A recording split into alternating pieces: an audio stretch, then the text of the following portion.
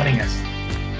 Of course. It's my pleasure. I always like speaking to honest reporting groups when they come to Israel and when I go abroad. It's a pleasure. It's such an important organization. You're doing a great job, and I'm honored to be speaking to you tonight. Wonderful. So first, really, I just want to open it up to you. Tell us what you're working on right now. What do you want to share with us that we know about?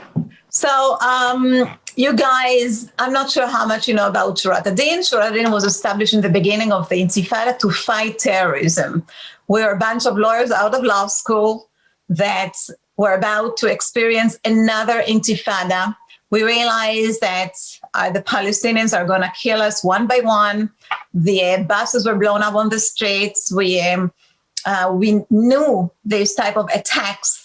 We knew the snipers, we knew the suicide bombing, we knew the ambushes and the Molotov cocktail bottles that were thrown on the roads. And as Israelis that lived here in the previous Intifada, we understood that this time we have to fight back. That this time, perhaps we can take the skills that we purchased in law school and perhaps use them to fight terrorism.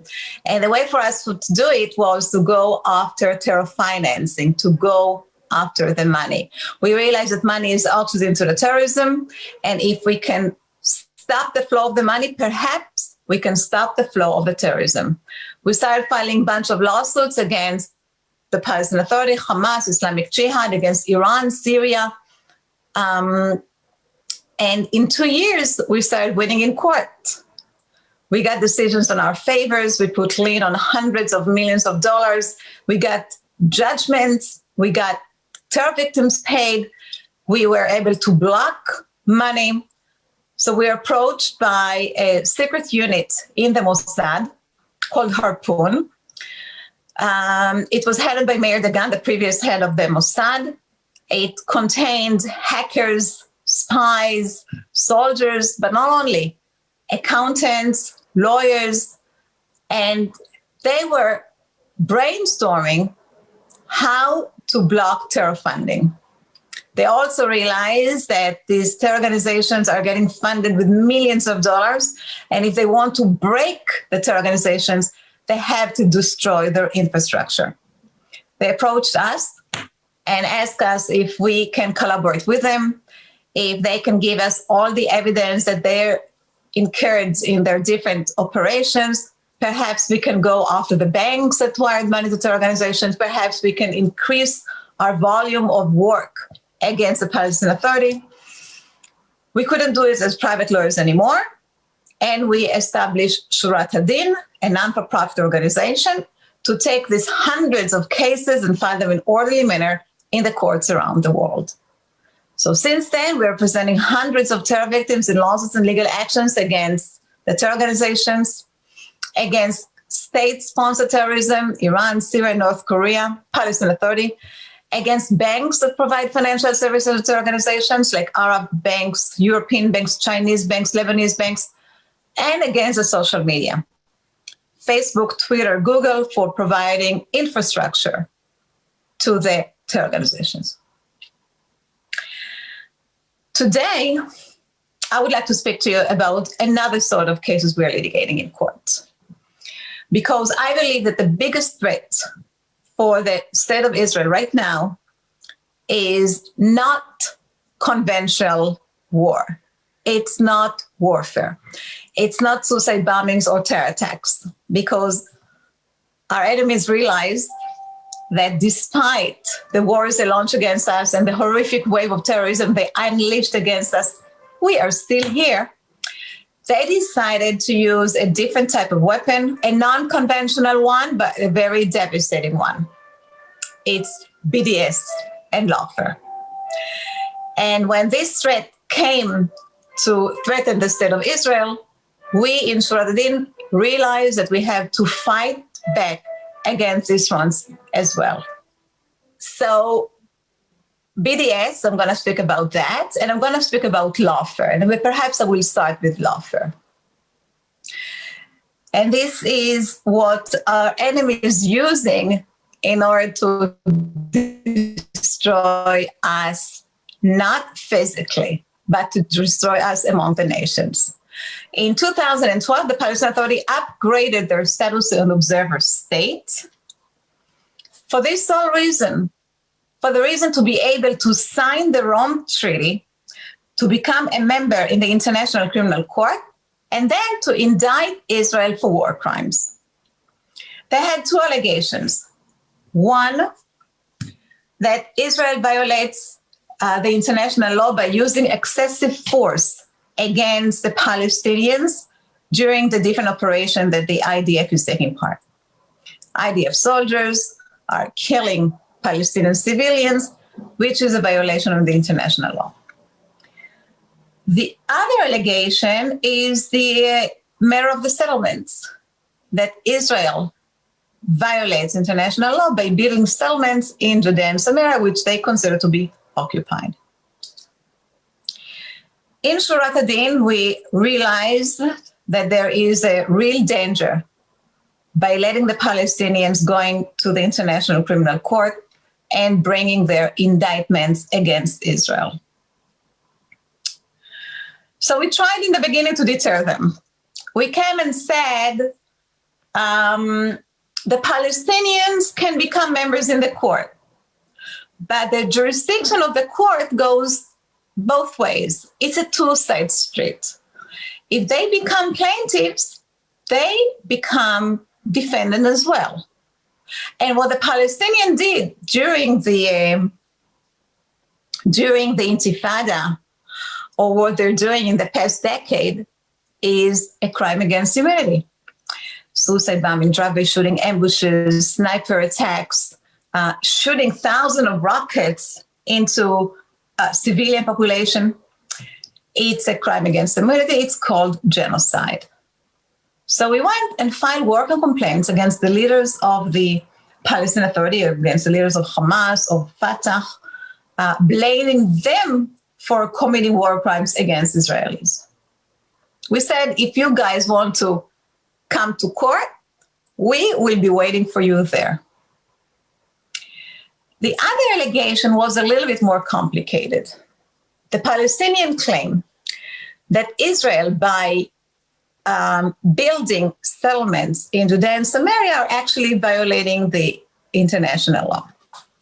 Section 49 of the Geneva Convention prohibits occupying country to do a massive population transfer into occupying territories that they conquered. If we all remember, the Geneva Convention was enacted after World War II, after Nazi Germany took over huge parts of Eastern Europe and did a massive population transfer into this area. So the Geneva Conventions prohibit population transfer into occupied territories. Palestinians claim that Judea and Samaria are occupied territories, and Israel, by moving Israelis to live in this area, violates the Geneva Convention, which is international law. Israel has a great defense. Judea and Samaria are not occupied. In order to occupy a country or a territory, you have to take it from someone who owned it. And nobody owns Judea and Samaria. The last to have any rights on it, any ownership rights, were the Turks under the Ottoman Empire. But in World War I, Britain came, won the war, and took over this part. Actually, it was them with France that divided the Middle East. France took Northern Africa, they took Lebanon, they took Syria, and England was left with Israel and Jordan.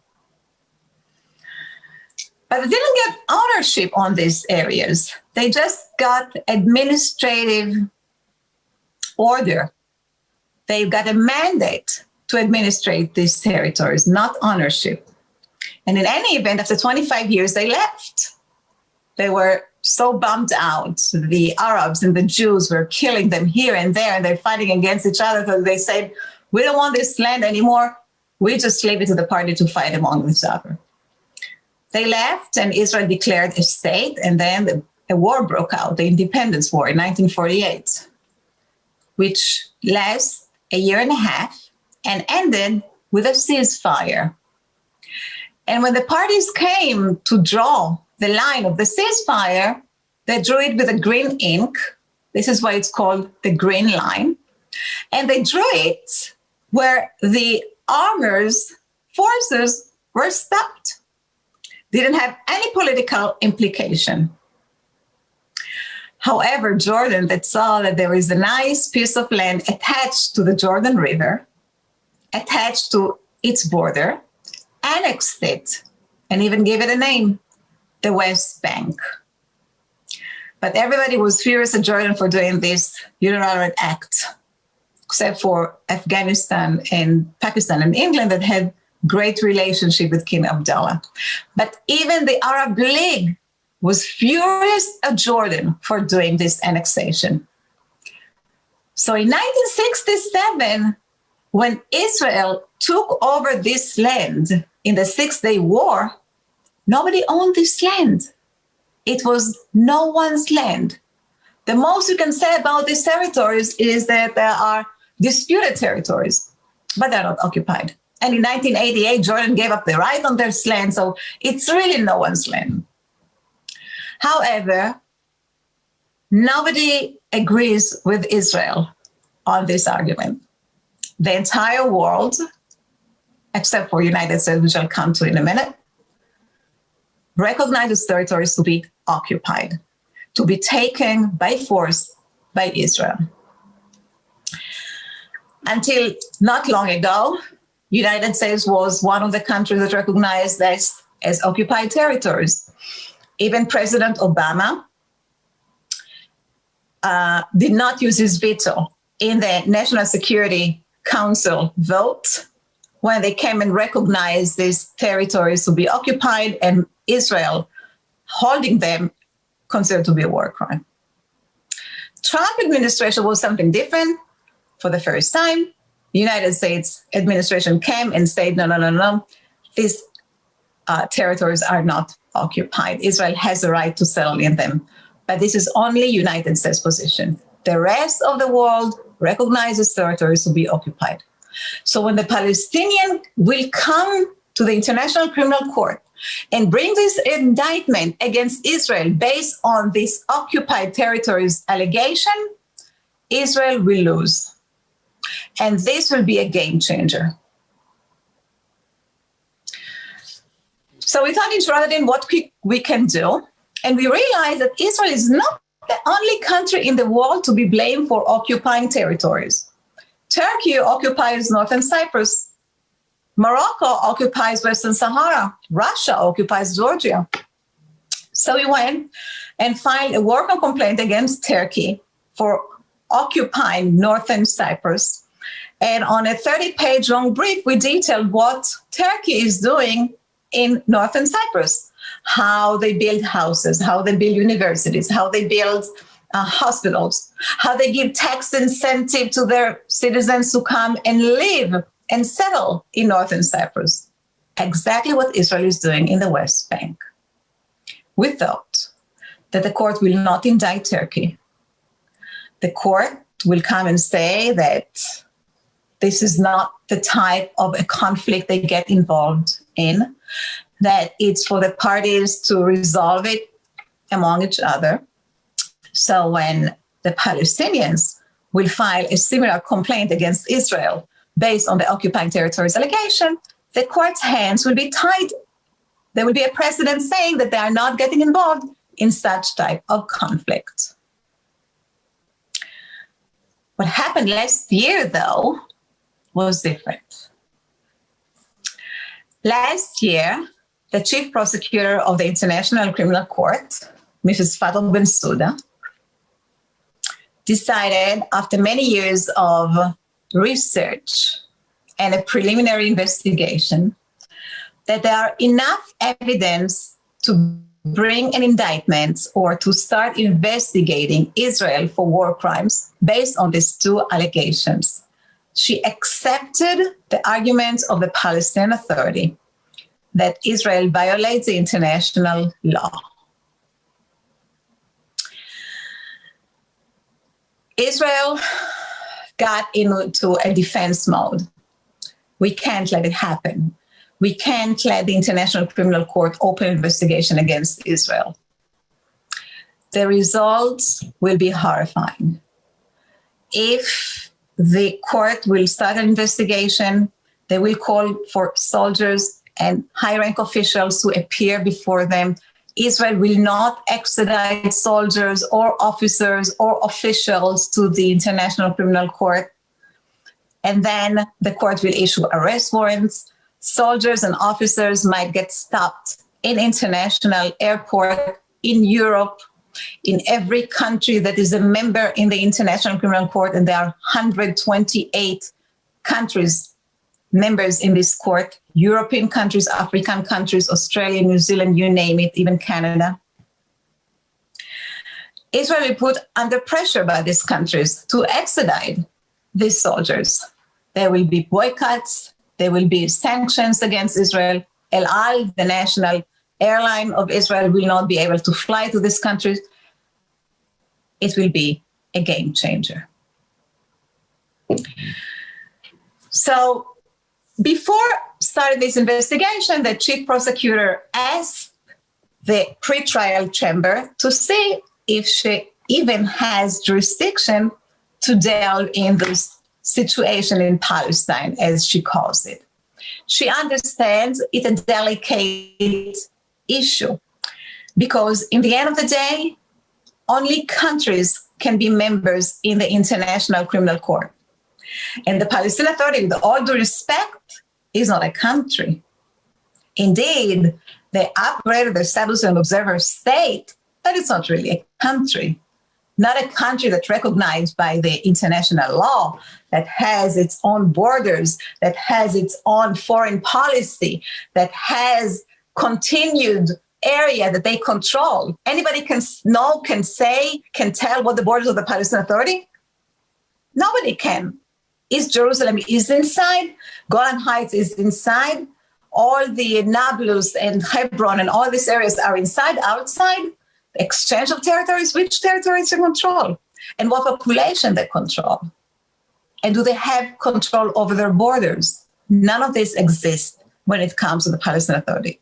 Therefore, it's not really a state.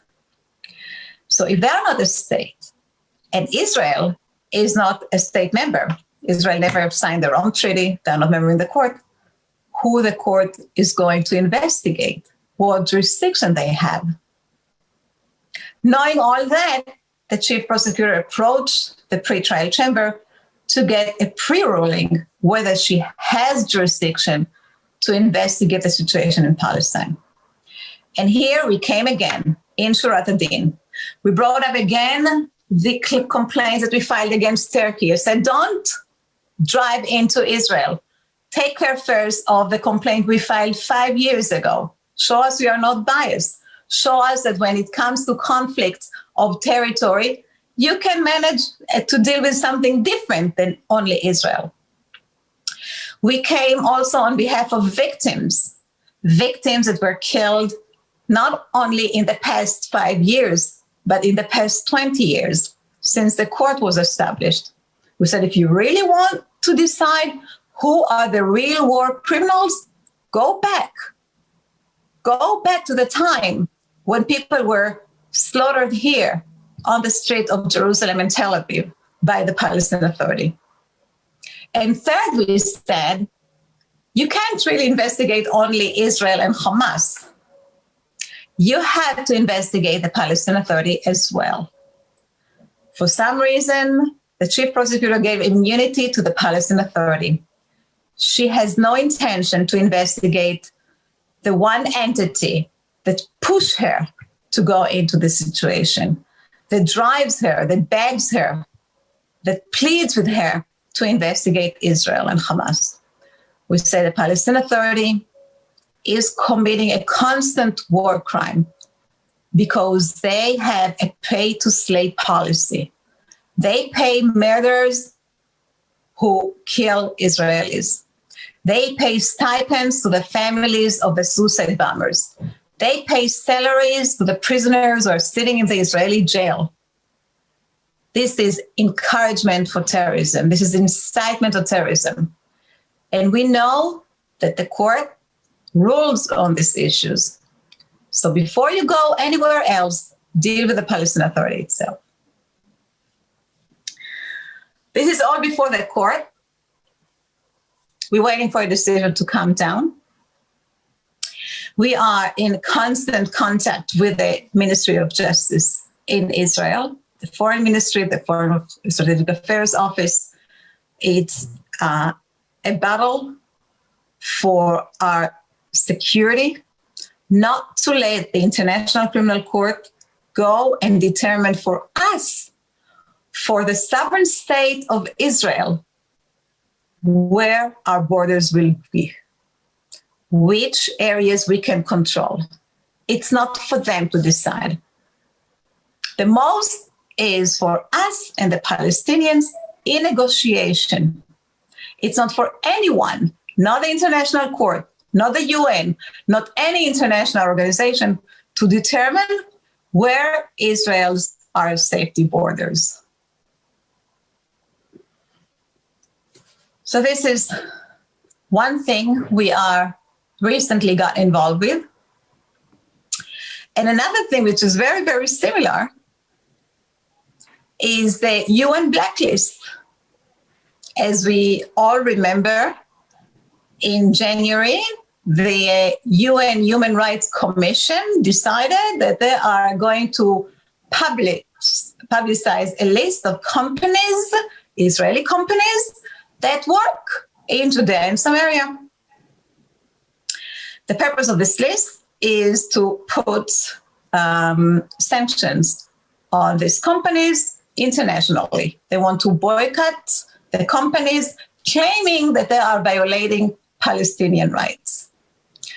So for the first time, we came and filed a lawsuit against the UN Human Rights Commission. Normally, you can bring a lawsuit against the UN. The UN has immunity. But we figured that among all these 124 companies listed in this blacklist, there is no one company owned by Israeli Arabs. Yes, they're all owned by Israeli Jews. And when you go with a racist list that does not include only Jewish companies, although you come and say that Israel has no right to work in the territories, you actually discriminate with racism. And we know that the UN Charter is against racism. So what the UN Human Rights Commission actually did is worked against their mission, worked against the UN Treaty, and therefore cannot enjoy the immunity that the UN Charter gives them. That's an unprecedented lawsuit going on in the court in Israel. And it was filed on behalf of a company, a very famous company in Israel called Rami Levy supermarket chain that actually have a lot of stores in Judea and Samaria. And I will tell you, I don't know how much time I have. You can stop me in the middle. Sure. Well, I just wanted to ask a question specifically about the UN blacklist you mentioned a moment ago. So is this something that is, does it have sort of legal power, or is it more sort of just a blacklist to be distributed to inform countries not to do business with these Israeli companies? So basically, it doesn't have legal force because it was issued by the UN Human Rights Commission. But nobody knows that. You know, when somebody gets a formal letter from the UN, it's pretty scary. It was very scary even to the companies that approached us that were listed in the backlist. What is exactly the implication of this list? So now we can't really work in Judea and Samaria? And the same way that they don't know, the rest of the world don't know. So when the UN Human Rights Commission sends a letter and publicizes on the internet that these companies are violating human rights, are violating Palestinian rights, which is considered to be a war crime, nobody would like to be involved with. Nobody would hire legal advisor to interpret exactly what this decision means. That's on one hand. And on the other hand, the goal of the UN Commission is not to stop just by publicizing this list. The next step would be to take action against these companies. So if we don't stop them right there, God forbid, they will go into their next move, which is really called to boycott these companies. So tell me, I want to take a step back a little bit here. I think a lot of people, myself included, we sort of take it for granted that, that groups, you mentioned, I know that you've litigated or in the process of litigating, you talked about some multinational or multilateral organizations, but I know you've also been involved against Hamas and Hezbollah. Give us a bit of an understanding in terms of where these organizations receive funding. How are they able to, we talk about Hezbollah and then sort of their massive arsenal. What is the source of these? And then I remember years ago, you were telling a story about how you got involved with the flotilla going after the insurance companies. I want to ask you to tell that story in a moment, but maybe for a moment, tell us how these, particularly these terrorist groups, have the money to begin with and what are their sources?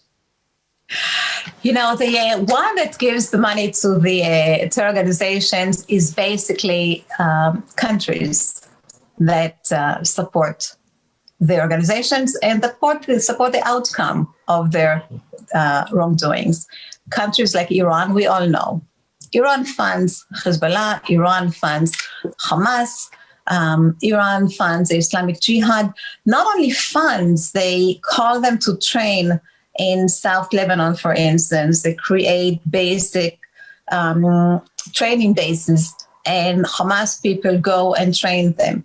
Hezbollah gets weapons, gets money, gets training from the Revolutionary Guards from Iran. But there are other countries that joined Iran recently, which are Turkey and Qatar. Turkey became the heartland for Hamas in terms of hosting the leaders of Hamas, in terms of using the Turkish banks to wire money to Hamas. Turkey is untouchable. Nobody wants to fight with Erdogan, and he's using this so-called immunity to go and really support this organization with every means he has. If you remember the kidnapping of the 3 teenagers, that was orchestrated by Saleh Aruri, who was released in Gilad Shalit, prisoner release, and since then stays in Turkey and runs Hamas operations from there, freely, openly, with the assistance of the Turkish government. When we filed a motion, a request to the administration in the United States to extradite Saleh Aruri, because one of the teenagers was Naftali Frankel, who has American citizenship. And if you kill an American citizen, the United States has an obligation to ask for your extradition from wherever you are and put you on trial in the United States.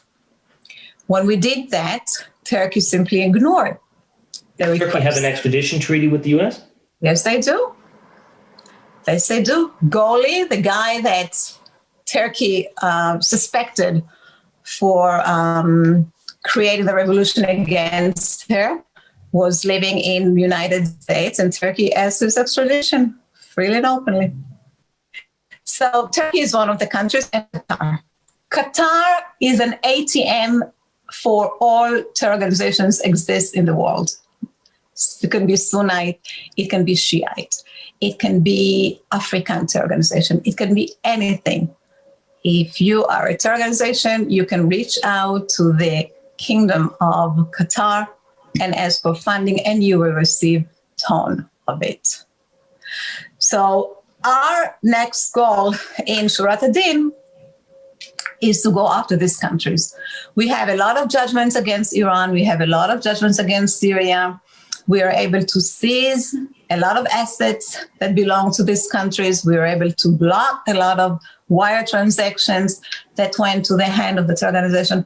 We did not start going after Turkey and Qatar. And this is our next goal.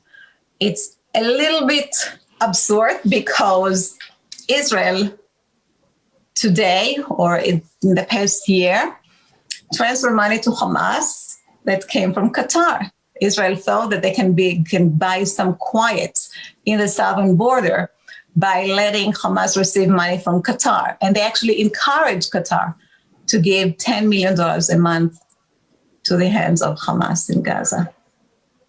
We think differently.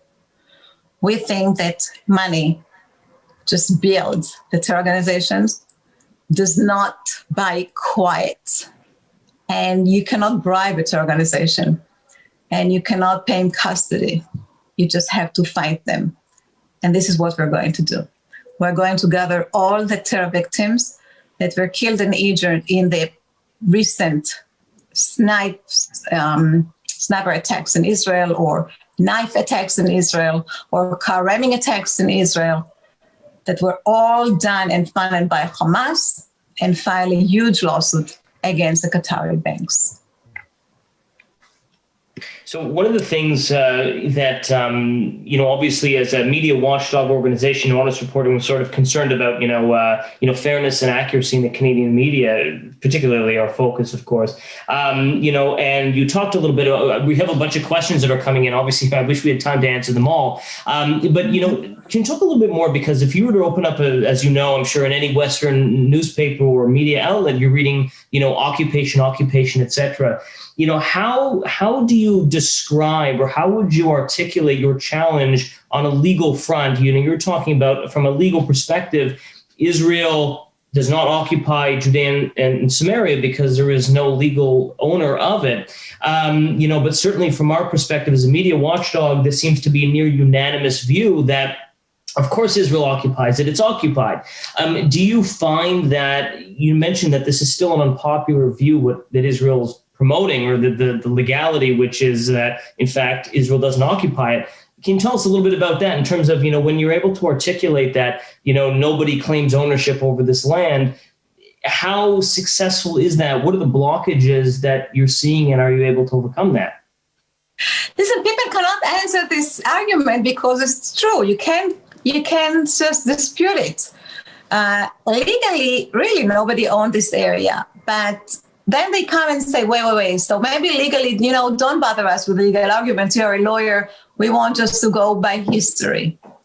And then you prove them that historically they also have. Nobody has interest in these areas but Israel. If you go back, we all know this argument. If you go back to the Balfour Declaration, which promised to build a Jewish home in this territory to the Jewish people. So we're talking about Israel and Jordan, like a massive part of this Middle East. And it wasn't just a British declaration. It was adopted by the League of Nations in the San Remo Committee. They came and said, yes, whatever Britain decided is very acceptable on us. And now we are going to give it a legal implication. It was a legal obligation of the League of Nations to build a Jewish home to the Jewish people in the land of Israel and Jordan. So what happened, whatever happened after did not really cancel this obligation. Because what happened after?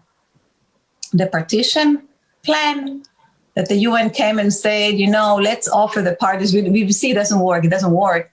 Britain is leaving. The mandate is over. Let's try to find a different solution. Let's offer them a deal. Let's divide the country from what left from the country, because Britain gave Jordan to King Abdullah. It wasn't any longer under the British mandate. What's left from this little piece of land? Let's divide it. But the Arabs did not accept the partition the plan. Israel did. And besides, if it wasn't a legal obligation of the UN, because it was offered by General Assembly, not even by the Security Council of the UN. So again, there is no legal document or obligation that contracts with the League of Nations obligation. So now we have a country that Israel declared unilaterally. And if you come and say, we accept the territory that Israel declared as its country, why don't you accept the land that Israel took over later on? What's really the difference between them? The Arabs did not agree anyways. It's not that they came and said, okay, we are accepting the partition plan. We are going to build a country, a state on this land. They did not accept it. So there's really a difference between Tel Aviv, Haifa, that Israel took over unilaterally and built a state over, to the land that she took over later on, like Nablus and East Jerusalem. None. And then you have to come, we have a religious right to be in this land. You have really to be very brave and say, God gave us this land. God promised it to our fathers. God gave it to their tribes. God gave us this land. And we lived there. We were just only promised to get this land. We lived here. King David, King Solomon, all the kingdom afterwards, Temple Mount, the first one, the second one. And even after we went to the diaspora, even after the destruction of the temple, we had communities living here for all generations. So indeed, we came back, but that was our land, our promised land, and the land that we lived here for generations and generations. And then if people don't get convinced, you just give up because there is nothing more you can say about it. So tell us about, we only have a few minutes left, but, I briefly mentioned social media in the beginning. And of course, everybody's talking now about social media platforms, Twitter and Facebook, and their policies with respect to hate speech and Holocaust denial. Give us a bit of an idea, sort of in the space of social media, sort of what Shurat Hadin is working on now and what you're planning to. That's a fascinating topic, fascinating area. We realized already in October 2015, when Palestinians just got up and stabbed Israelis, that something drives them to go and stab. Because, you see that there are young people grabbing knives and go and kill. And we wondered what drives these teenagers to go and stab a Jew. What makes them go to their mother's kitchen, grab a knife, and go and kill? And we realized it was in the incitement in the social media that drove them and taught them and encouraged them to go and kill. Not only them, later on we saw that it's all over the world. Young people just getting up and killing others because they were incited by the social media to go and commit acts of murders. So we went and filed lawsuits against Facebook, against Twitter, against Google, in the beginning for incitement. But then we realized that there is a law in the United States called Communication Decency Act that protects them from incitement, from content. The law basically says that that the legislature in the United States does not recognize the social media giants as publishers, meaning that they are free to let users to put anything they want on their platforms, and the social media giants will be immune. They will not be found accountable. What if they work through the servers of countries? If you're sitting in India and the server comes through there, would Indian law? saying, if you want, you can sue them in India. Maybe the law in India is different, but we sued in the United States. And in the United States, they were protected. So we changed. So we said, you know what? It's not about content. It's not about the incitement to go and kill. It's the services that the social media giants provide terror organizations in the world. In the United States, there is a law called Anti-Terrorism Act. This law is a federal law, prohibits any American company to provide any sort of services to a designated terror organization. Bank is not allowed to open a bank account to Hamas or to Hezbollah. Bank is not allowed to provide financial services to Nasrallah or to Khalid Mashal. So the social media companies should not be allowed to open pages or accounts to Nasrallah or Khalid Mashal. Or they should not allow Hamas or Hezbollah to use their platform as they use today for fundraising, for recruiting militants, for encouraging others to follow them. So we went and filed a lawsuit based on the Anti-Terrorism Act against the social media giants. And unfortunately, the court ruled that the Communication Decency Act protects them from this law as well, from this provision of services. It says, because in the end, it's all about content. And unfortunately, we lost the case. We filed an appeal. We lost the appeal. In the Supreme Court, a writ was rejected. And then something very interesting happened. Then President Trump tweeted something about the voting mail votes in the United States, that they are not trustworthy and they should not go and vote by mail.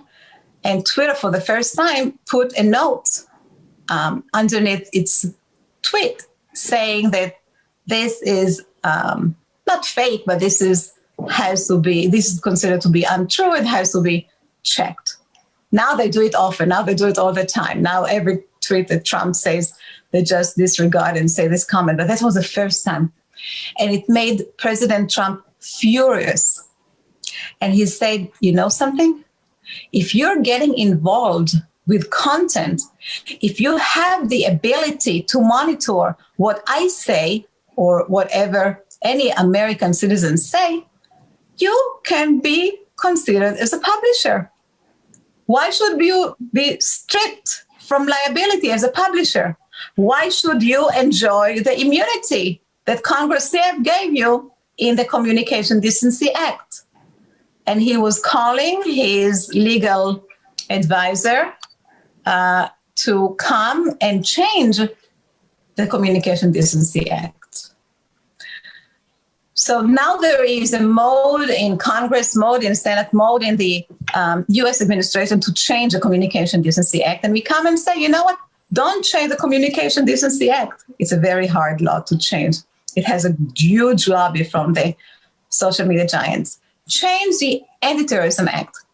Come and say that the immunity of the social media giants does not work when it comes to terrorism. Because no one should be allowed to aid and abet a designated terror organization. It's by law. You can't provide them money. You can't provide them weapon. You can't provide them safe haven. You cannot provide them social media services. It should all be prohibited. There should be zero tolerance to terrorism on the internet. And this is our next goal. And if we didn't win in court, we will win in the public opinion. We will win in the law. In the end, Facebook should be accountable for the words that they allowed to spread that drove people to come and kill innocent civilians in Israel. Now, is there another element about Holocaust denial specifically? I don't know if this is something you cover, but I know that Facebook said that they would be engaging with that at the first time. Sort of on a separate perspective, do you see them as being more responsive to hate in the past, or they basically just dismissed it and say we take no liability for the publishing of content on our platform? Listen, to announce that the Holocaust denial will be allowed on their pages is very nice. It's a nice gesture. It doesn't really also go into a big dispute because most of the people believe that the Holocaust did happen. When it comes to terrorism, it's a little bit different. Because a terror group to one looks as freedom fighter to other. And if Facebook starts prohibiting, let's say, the Falun Gong in China, because the Chinese government asked them to, because in China, formal China, the Falun Gong considered to be a terror organization, human rights activists will come and say, well, you crazy? You're insane. These are the freedom fighters of China. So this is a little bit harder. But I argue that when it comes to designated terror organization, not something which is questionable, designated by the U.S. State Department, by the U.S. Treasury, by the Ministry of Defense in Israel, or Ministry of Defense in Europe, you should follow this. Then there is no question. Then you know that these are designated organizations. You should not allow to provide them with any media or any social services on these platforms. Fascinating. Well, I can't believe our hour is up, and I have 103 questions. So, oh, no. We will not get through them, but I really wanted to, of course, thank you so much, Nitsana Darshan-Leitner, for joining us today for the Honest Reporting Canada Insider Briefing. Like I said, we could have gone on for days with the questions and the thoughts, but it's been a privilege to hear you, to hear the work that you're working on, and no doubt we look forward to following you as you continue to litigate on behalf of Israel around the world. Well, it will be a pleasure, and thank you for being here tonight and listen to my words. I encourage you to go on our Facebook page, yes, and follow us, and go on our website, and be familiar with the work, and fight with us for the sake of Israel, exactly as you do with Honest Reporting. All right. Thank you so much. Have a good night. My pleasure. Bye-bye.